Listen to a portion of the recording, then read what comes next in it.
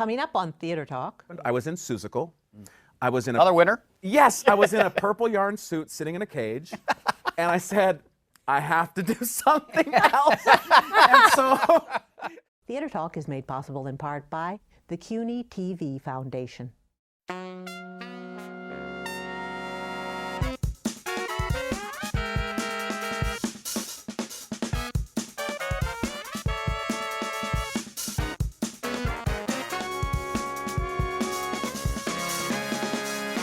From New York City, this is Theater Talk. I'm the show's producer, Susan Haskins. And I'm Michael Riedel of the New York Post. Well, it's the biggest hit show on Broadway. In fact, the biggest hit show Broadway has seen in years.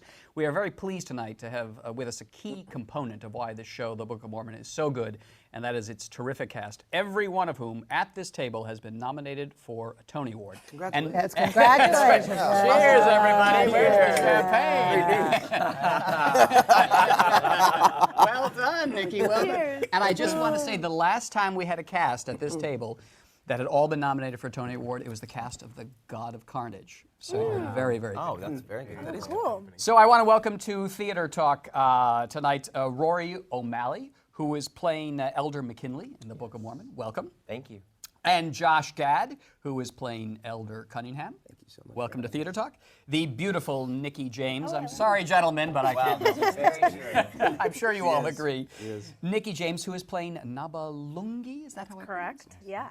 And the wonderful Andrew Rannells. I'm getting that correct. Very nice. That's perfect. Who is playing Elder Price. Welcome to Theater Talk. And again, congratulations on the success of the show and the Tony Awards. Thank you very much. Thank you. And that hair's really real. That's my hair. Yes. There's no lace front. There's nothing going.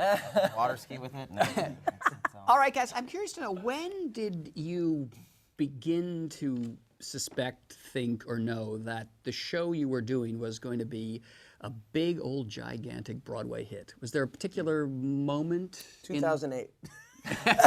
Why do you say that?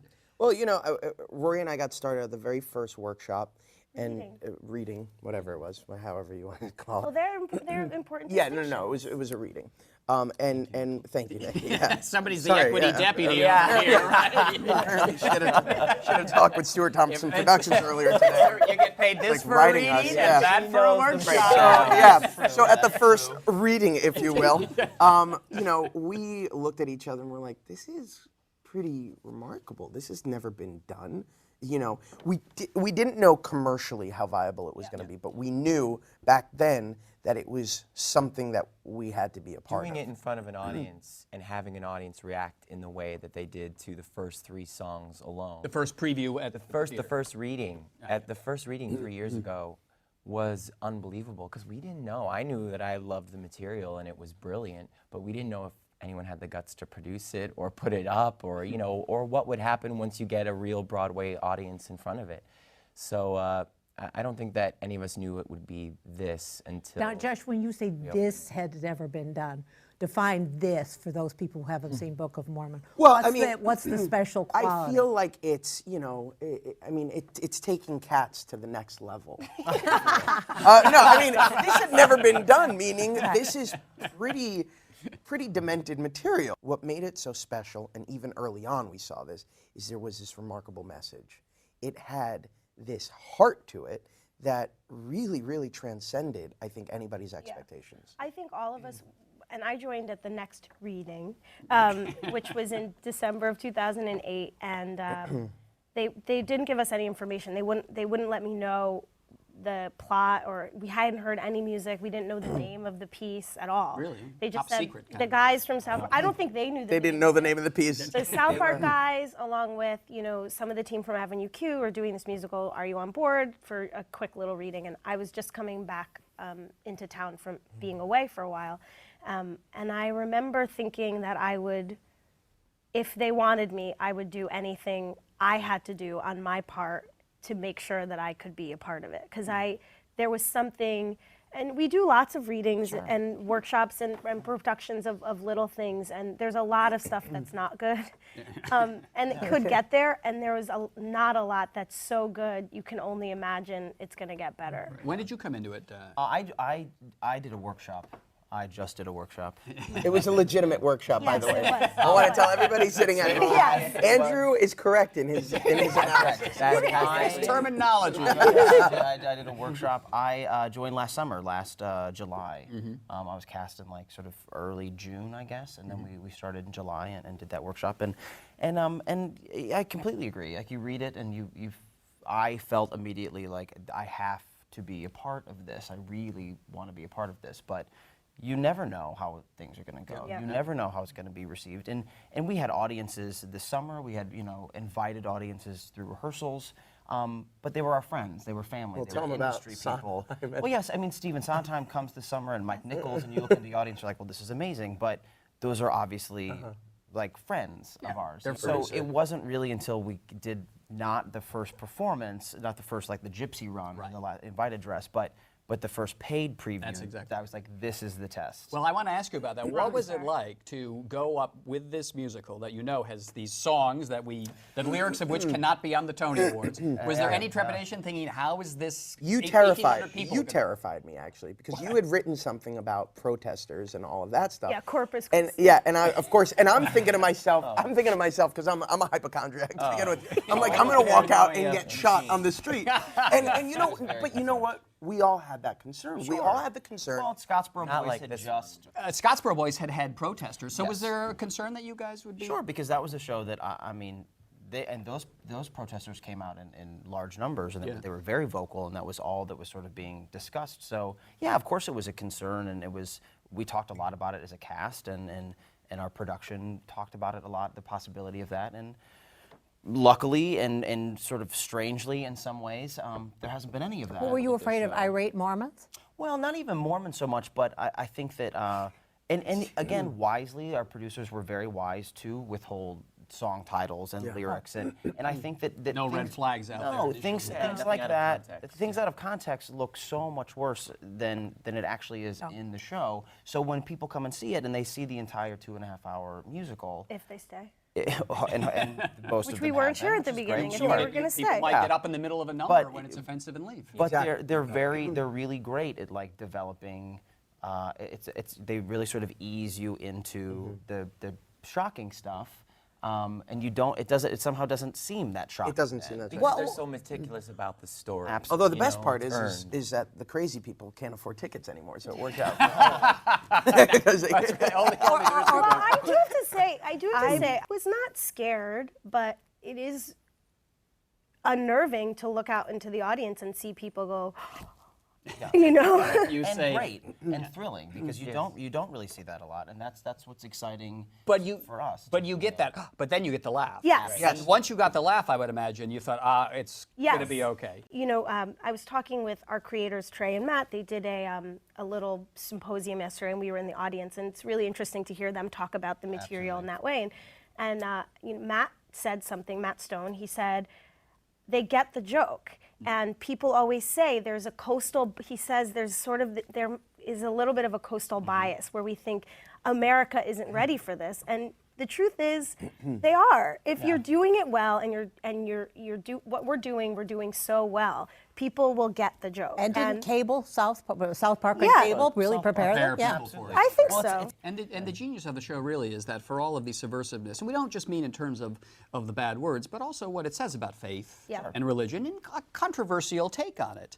But it's all done as Bye Bye Birdie. It is all done in the great tradition Rodgers and Rodgers Hammerstein. of classic musical theater. So, all right, I want to talk about a friend of mine, and I know he's been over this production the whole time, and because I really think Scott Rudin has emerged as one of the great Broadway producers in the tradition of a David Merrick. He may be the Cameron greatest McIntosh. living producer right now. He really may. He is an intimidating guy, though. He's got a lot of power. What's it like when you're auditioning for a Scott Rudin, or when Scott Rudin's around you? I don't want to blow his street cred, but I will. He's the nicest, friendliest man, and has made himself so accessible to all of us. He came on after the very first reading. Right.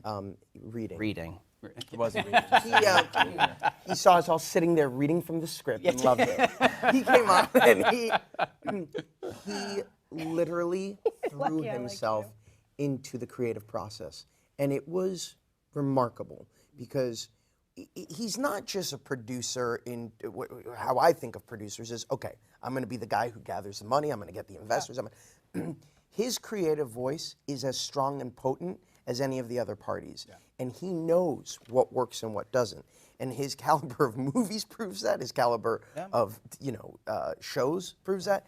But with this, to see him working with Trey and Matt in a humor that is so distinct and so That's really theirs. that's really theirs, and for him to get it and play with that and say, you know what, I think you guys want to take it this direction, 9 out of 10 times, it worked. He allowed this show to have its unique journey. He didn't try to, put this show in some other show's box. We didn't do an out-of-town run. In fact, we did 2 full-scale workshops, which, for people who don't know, that's a lot of money to put out. It's 5 weeks of rehearsal, and we did costumes and sets for 4 little, College kids. Yeah, college kids, and he was really smart Steve about Sondheim and Mike. Right, yeah. Nora Ephron. The right audiences in, and it's been wonderful. We'd also be remiss not to mention Ann Garofino, who's Trey and Matt's Scott's producer. partner. Oh, I love her. And I assume you're all angling now for roles in the various movies he'll be doing, right? Absolutely. Yeah, absolutely. Absolutely. Revolutionary Road 2. I'm gonna play an older, fatter Mark Zuckerberg in the sequel. The Witches of Eastwick, one of his big hits. That's right. First men's club.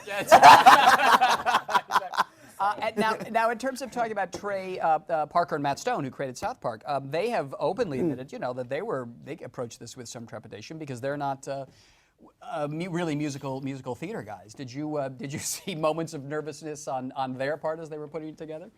Not really. I mean, I would say that Trey is definitely a full-on musical theater Yeah, he knows nerd. that. I mean, I know that he's seen Wicked and Jersey Boys more than I have. So I think that definitely it's a different element for them. It's a different medium, and I was just talking about this with some of the other cast, that they approach it with such reverence. They approach it with such respect. In this is so special. Ann Garofino is so excited to be producing this, and they are so happy to be at that theater every day. They're part of a family. She saw it for the 20th time yesterday and still cried. But they didn't come in as kind of like, we are monumentally successful in this other Not world, at and all. Broadway is a place Wow. that is just another place for us There to was a lot of Completely humility and with in allowing Casey Nicholaw to co-direct and choreograph the show. I mean, I think that there certainly are strengths that Trey has, and then there are areas like choreography and staging that he wouldn't have been That's able Matt's area, to for sure. necessarily do. So the fact that and Casey is phenomenal, and came in and he brought sort of the Broadway magic that they needed. They needed somebody who could stage the hell out of this and who could choreograph it and could, The lack of ego Oh my is God. shocking. All of them the lack together. of ego of Trey and Matt, and you've Really never seen.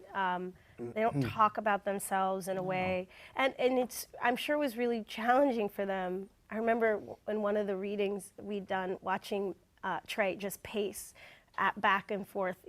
He was really wanting it to land. That second one. Yeah, he was so nervous. So nervous. Well, and they're used to performing their own material. So they're trusting Yes, us with right, these right. roles. So And they have the secret weapon in Bobby Lopez. Who That's right. my Who, gosh. who they credit with saying, he's the guy who really knew how to make these songs Broadway style songs. Yeah. I want to ask you something. You guys are all young, and you all look like you just come out of college and land your first Broadway show. Being kind, Andrew. Unusual for me. This show, though, is such a hit. And the ticket prices, the premium price seats are like $425. The brokers are selling them for $1,000. It's not a show that any of you guys, when you were in love with the musical theater and trying to buy your tickets at the DKTS booth, could go to see. Does that bother you? Not true. You could do there's The a lottery. And And- I know Nikki and I both did this as like. And I did a lot. I grew up in New Jersey, really close, and Rent did it. They did and the I lottery slept for out on the street to see Rent 50 million times. Wow. A lot of times. And so I think and we can say this on our show, I think what our producers realize is that we want those people to see it. So we do a lottery, and they also sell standing room tickets for not very much money comparatively. And we're also going to be doing a audience appreciation show on July 1st. So all of us will do a 9th show that week, and the tickets for the entire house will be lotteried off to our fans. So I think we want this show to be, you know, we love the people to spend a lot of money, more money than, I mean, I couldn't afford to see it now. You guys have been priced out of your own show. Sometimes I show up to the but theater, we I'm like, miss- will I be able to afford getting on Yes. stage tonight? But we miss and love, you know, those true diehard theater fans. That you all are. That's good. Yeah. All right, guys, we got to wrap it up, but Tonys are coming up. You've all been nominated. Are you nervous? Are you terrified? Are you sizing up the competition? No, Do you have a lock on it? You're ready to take that prize? I'm so excited for that night. It's going to be the most amazing celebration to know that we went from that reading from 3 years ago to this night. It's the most beautiful thing that's ever happened to me, so I'm just going to enjoy it. And Nikki, is that award yours? You're going to beat back the stiff Oh my competition gosh, from if everybody I else? do, I guarantee you there'll be tears. I'm just excited to get to go to the big show. I've seen every single Tony Award that, you know, existed in the time that I knew how to turn on a television set a VCR, and this is my first time going, and going as a nominee is pretty sweet. And you two, you're the sort of Matthew Broderick and Nathan Lane producers. You're competing against each other. A tie, how about it? We're hoping for a tie, but the coolest thing is we're both nominated. It really is, because Andrew and I kept canceling each other out at all the other awards, and we were like, you know, we just want to be together at one of these things because we share, in a way, this role. Like it really is one role in two different voices, and to me, that's the coolest aspect. It doesn't work. I still think Daniel Radcliffe is going to win. I still think he's going to pull off the surprise. Don't put it past him. Yeah, he's got magic in. And the winner is Norbert Leo Butts, and there's no issue backstage. All right, pleasure talking to you all. The show is called The Book of Mormon, the biggest hit Broadway has seen, I think, really since the producers. Terrific cast, all Tony nominated. Thank you, Rory O'Malley, Josh Gad, Nikki M. James, and Andrew Rannells. Rannells. Rannells. Never get that right. Rannells. And if you can get into the Book of Mormon, don't miss it. And by the magic of theater talk, poof, we have the man who brought the Broadway magic that they needed into the Book of Mormon, the director and choreographer, Casey Nicholaw, Mr. Broadway Magic himself. Oh, shucks, thanks. Welcome to Theater Talk. Thank Casey was also the choreographer of the wonderful Spamalot. He did Elf, which is another big popular show on And The Drowsy Chaperone. which is one of our the most favorites. wonderful. Thank you, me Which you too. directed and choreographed that, right? Yes, I did. That's sort of that was kind of your breakthrough as a director. That was it. The morning after Spamalot opened, I had the interview for Drowsy Chaperone and got it that day. So that was really cool. Yeah, well, congratulations Thank you. on the Thank success you. of Book of Mormon, and a terrific job, too. Thank you so much. It seems to me that the challenge with this show was you have a controversial subject matter, dealing with religion, Mormons, faith, Right. with a lot of language that, you know, we can't air Right. anywhere. And yet you pull it off because you make it a classic old-fashioned musical comedy. I mean, was that sort of the driving idea behind it? I think so. I mean, Trey and Matt both have a love for musicals too, so they sort of came at it with that, like the Turn It Off number in Act 1. Trey said, I sort of, because I think it's strong comically, period. And Trey said, I think it's a tap number. And I actually hadn't thought of that. I thought, oh, yeah. And then, of course, my mind gets spinning. It's like, yes, it is. So it did. I think we all have such love for it. And, you know, musical theater to me is it. You know, I was that kid that had every program from everything I'd ever seen. And I just love it. And so, yeah, I think that was the whole plan, to take, you know, contemporary humor and contemporary satire and put it in a traditional package. And even if they didn't set out to do that, that's how it ended up, and we all seem to be on the same page about it. You know? How do you and Trey work together? Because Trey Parker's co-director of the show. Right. Really well, actually. You know, when you sort of think about it, if you're going to have to do that, because I was a little trepidatious at first. I thought, how is this going to work? And then I met Trey and we thought, oh, we're going to be fine. And basically, because we each had two jobs, because I was choreographer and director, and he was director and writer, it just kind of makes sense, because he spends his time in the writing room and I spend my time on stage doing the physical stuff, and then we meet in the middle and say, what do you think about this and what do you think about that? And he says, I think the number could use a little of this, and I say, I think the writing could use a little of that, and we just, you know, sort of trade it off in that way. Now, whose idea was it to bring you on to the show? Because before, Jason Moore, who did Avenue Q, began the show, and then he was gone, and you came in. Do you know who brought you in? You know, my agents gave me a call and said that the team would like to meet with me because they were looking for someone to co-direct with Trey and to choreograph it. And I was in San Diego doing Robin and the Seven Hoods, and I said, great, that sounds fantastic. So I drove up on my day off and met them. Matt and Trey and Ann Garofino is one of the producers, and we just hit it off.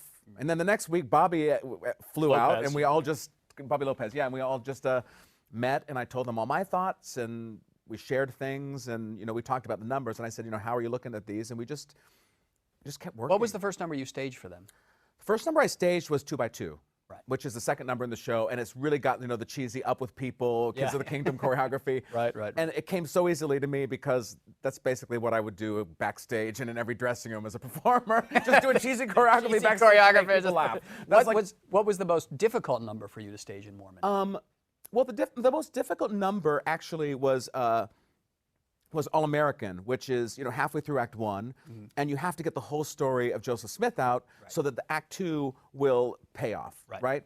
But it's one of those things. It's expository. Here is the story of the Mormons and Joseph Smith. 2/3 into the first act is tricky for anything. Yeah. So we went through another number, and what ended up happening is Trey and I were talking, and everyone said, you know what? We should probably use our Mormon vocabulary. And that's when we went back to the 2 by 2 vocabulary to actually make that number work. And explain what the 2 by 2 means. Well, in terms of the Mormons. it's sort of, a very wholesome Kids of the Kingdom, Up With People-ish Yes. kind of choreography. Yeah, and that's what we ended up doing to tell the story. And then it's actually good because then when the Africans do their version of it, it's completely opposite of what you saw in Act 1. Right.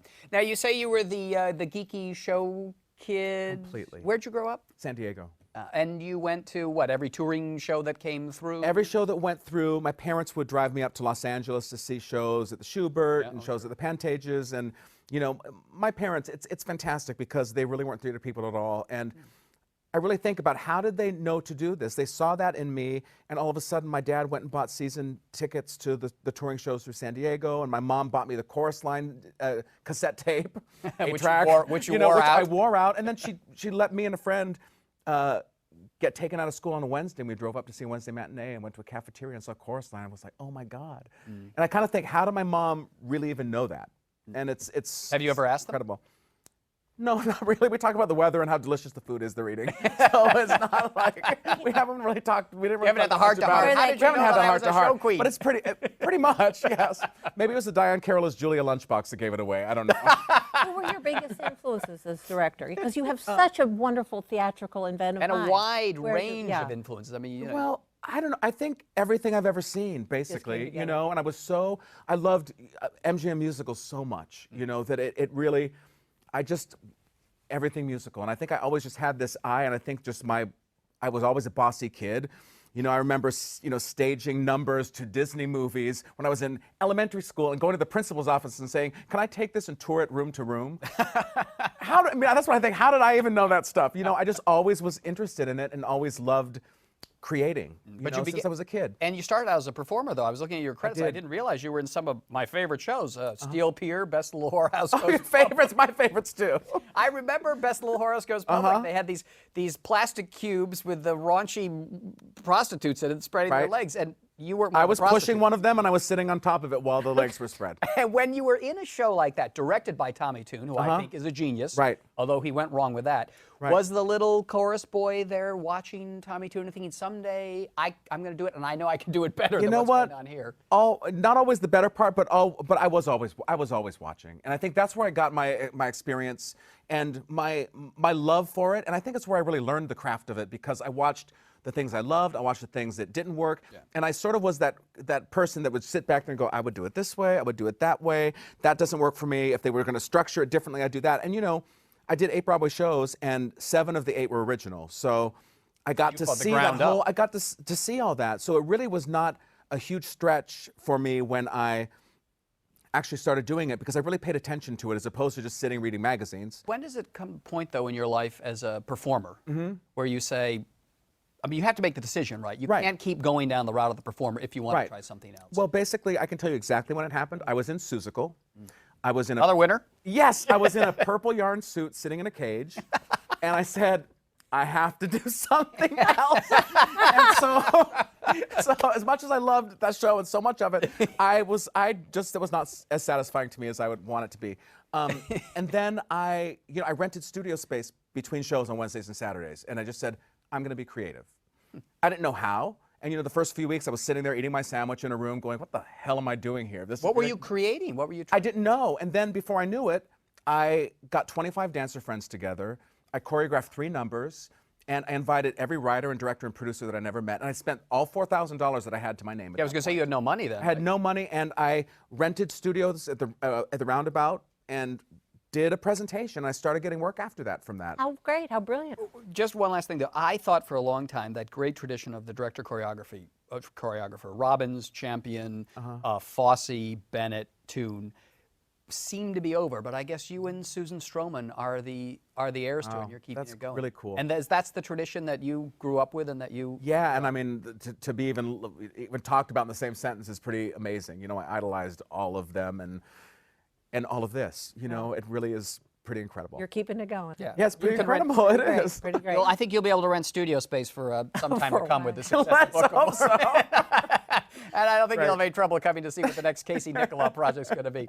Casey Nicholaw, the director and choreographer of the Book of Mormon, terrific show. The co-director. The co-director. Sole choreographer. Sorry, Trey. Sorry, Trey. Trey, whatever his name is. We know who did the work. This man, Mr. Broadway Magic right here.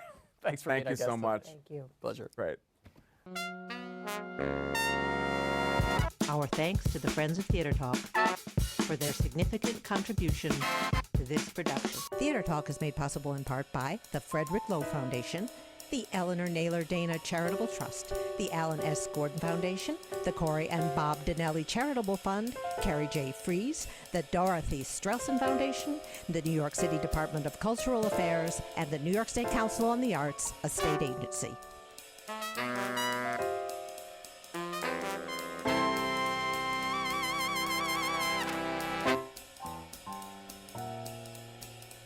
We welcome your questions or comments for Theater Talk.